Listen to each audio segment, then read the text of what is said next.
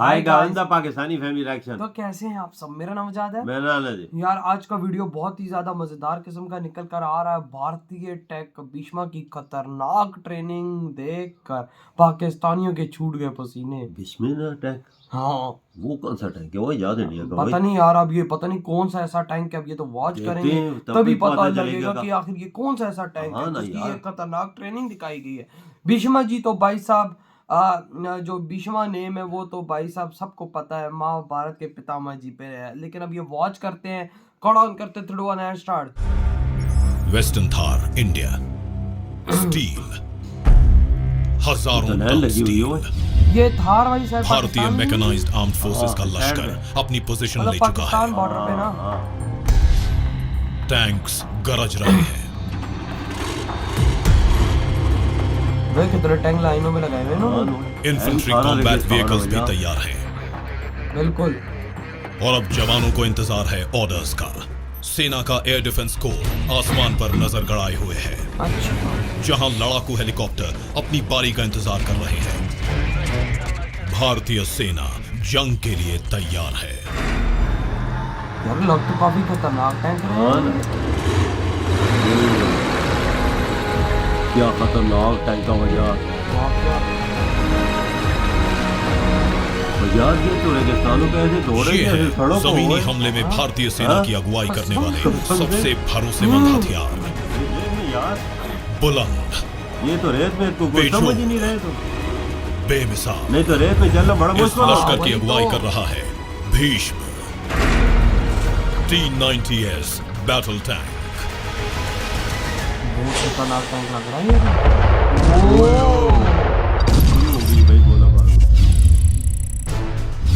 आजादी के बाद से ही टैंक्स ने हर जंग में भारत को जीत दिलाई है। आज भीष्म T-90S सरहद पर तैनात इंडियन आर्मर्ड कोर की रेजिमेंट्स का प्रमुख हथियार माना जाता है। अच्छा, जा रहा भाई ये लगता है कि पाकिस्तान बॉर्डर पे तैनात हुए हैं। क्या पता जंग में भी हिस्सा लिया हो।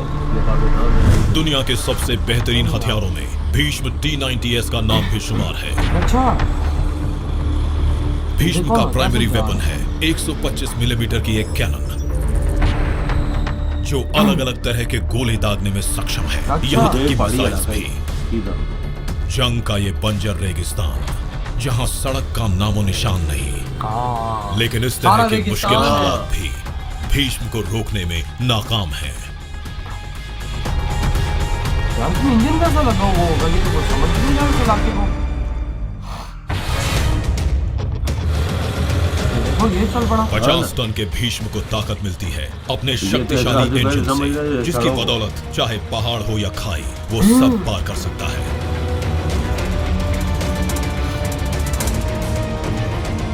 बहुत खतरनाक हैवी टैंक है बहुत हैवी टैंक है वो यार। कैटरपिलर ट्रैक्स इसके भारी वजन को बड़े सरफेस एरिया में बांट देते हैं, जिसकी वजह से ये रेत और दलदल में भी आसानी से चल सकता है। यहाँ तक कि पानी में भी भीष्म को रोकना असंभव है। पानी जैसे निकले जैसे। इस टैंक को 3 हाईली ट्रेन्ड जवान मिलकर कंट्रोल करते हैं। इसका इंचार्ज टर्रेट के अंदर बैठा कमांडर होता है, और कमांडर के पास बैठा होता है गनर, जिसका काम होता है तोप से गोले बरसाना। ड्राइवर नीचे हल में बैठता है और इस क्रू की हिफाजत करती है 20 इंच मोटी आर्मर की परत।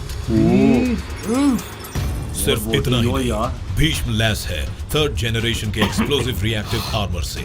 इन प्लेट्स में ऐसे एक्सप्लोसिव्स लगे हैं जो दुश्मन की गोली लगने पर बाहर की तरफ फटते हैं और हमला बेअसर हो जाता है। गोली मोली जल्दी नहीं करती।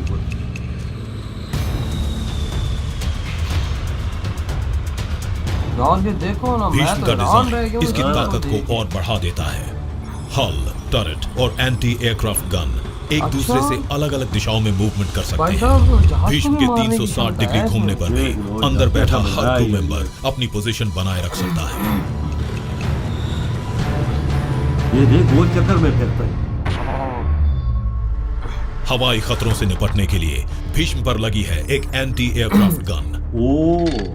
इसकी 12.7 मिलीमीटर की बुलेट्स 2 किलोमीटर दूर से भी दुश्मन के हेलीकॉप्टर को ध्वस्त करने में सक्षम है। ये गन 1 मिनट में 800 गोलियां फायर करती है। जरूरत पड़ने पर टैंक कमांडर इसे रिमोट कंट्रोल से चला सकता है और मैनुअली भी। देखना गोलियां कैसे निकल रही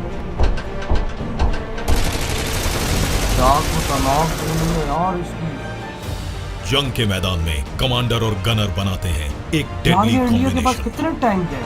ऐसा टैंक हो तो कौन मारा? कमांडर एक आला दर्जे के थर्मल इमेजर का इस्तेमाल करता है। चाहे दिन हो या रात, ये इमेजर 6 किलोमीटर दूर तक दुश्मन का पता लगा सकता है। अच्छा वो देखो ये पता लगा रहा है। दुश्मन नजर आते ही गनर अपना निशाना साधता है। आधुनिक जायरोस्कोपिक टारगेटिंग सिस्टम इस कैनन को लॉक रखता है, फिर चाहे टैंक किसी भी दिशा में जाए। और इसी वजह से इसका निशाना अचूक है।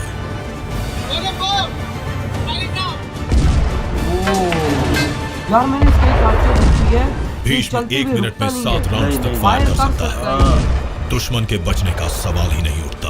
अरे तो चलते चलते मार रहा है भाई।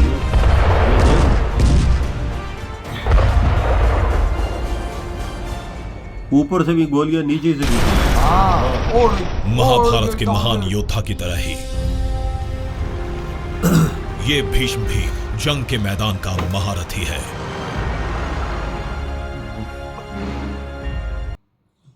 इधर हुई है वीडियो खत्म।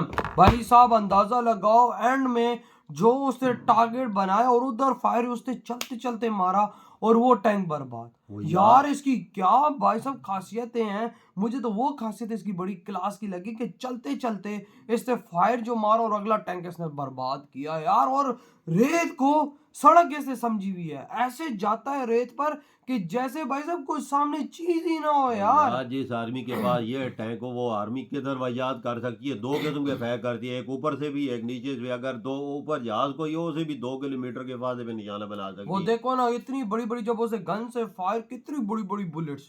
भाई साहब इतनी बड़ी बड़ी बुलेट्स ये फायर कर सकता है। और भाई रुकने का इसका नाम नहीं। कोई टैंक होते वो रुक के फायर करते तो तब कहीं जाके फायर लगता है, लेकिन इसमें वो सिस्टम ही नहीं है यार। ये प्लीज कमेंट सेक्शन में बताइएगा कि कारगिल वॉर में ये मतलब भीष्म टैंक यूज है। मुझे तो ये बिल्कुल लेटेस्ट लग रहे हैं, जैसे इनकी टेक्नोलॉजी अंदर यूज हुई हुई है। 6 किलोमीटर तक भाई साहब आपके दुश्मन को डिटेक्ट कर सकते हैं। टारगेट पे निशाना बना के फायर मारो, गोला सीधा उसके ऊपर। सबसे बड़ी इसकी खुसूसियात ये दुश्मन की अगर कोई भी गोली कोई ऐसी चीज हो इसमें इससे होता भी कुछ नहीं है। वही ना, वो उसके बाहर ही फट जाता है। 6 इंच की इसकी लेयर है मोटी। फिर आप अंदाजा लगा गोली लगेगी तो वापस आ जाएगी, उसे कुछ हो ही गया।